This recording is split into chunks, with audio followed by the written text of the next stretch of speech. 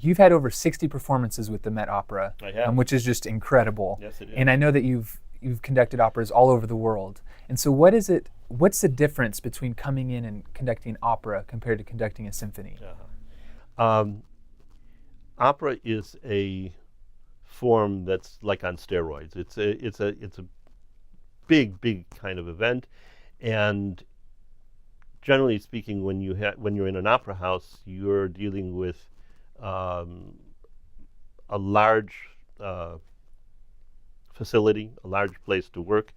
The stage can be quite large. At the Met, for instance, it's huge, and sometimes you hardly see the people at the back of the stage. Wow. Now, there are TV monitors in many or most theaters these days, so that the people at the back of the stage, or even if they're in the front of the stage but they are at an angle, they can look at the monitor instead of directly at the conductor, and that provides some sort of insurance for them, so that they don't have to be staring at the conductor, which is not appropriate in a drama where they're supposed to be relating to one another.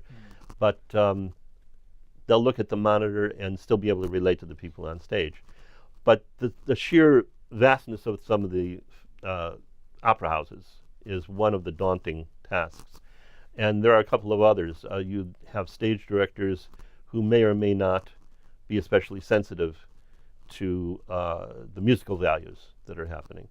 And at times, more and more these days, I should say, directors will be having singers do things that are very physical, sometimes outlandish, but they like to involve singers in a much different way than the old style stand and sing, which may make better theater, but also makes it harder for a conductor to do his work, because they're very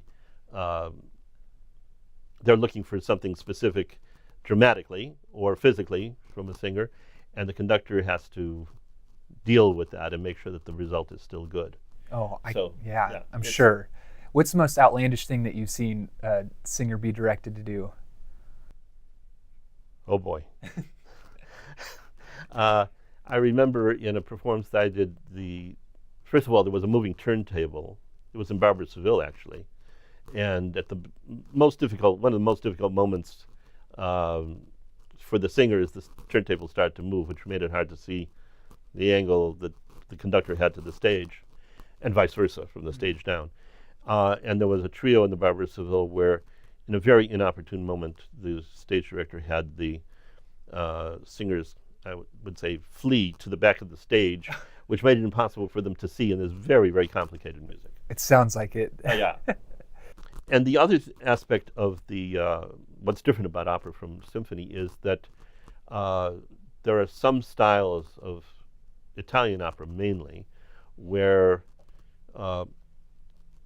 the vocalism can be very florid or very free, and it makes it very hard for conductors. I mean, your metal is tested by the fact that you have to accompany when things are very loosely organized from the singer point of view.